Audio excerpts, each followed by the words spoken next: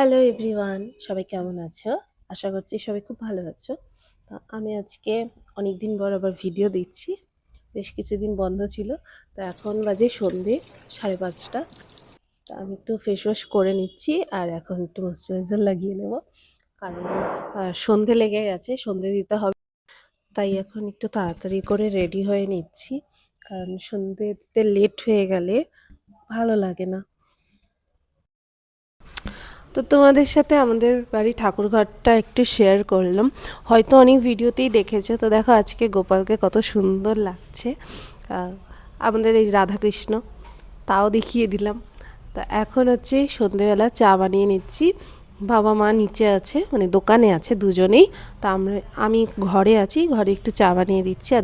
আর দিদিরও তো আসার টাইম হয়ে গেছে, যেহেতু টিউশন পড়াতে গেছে।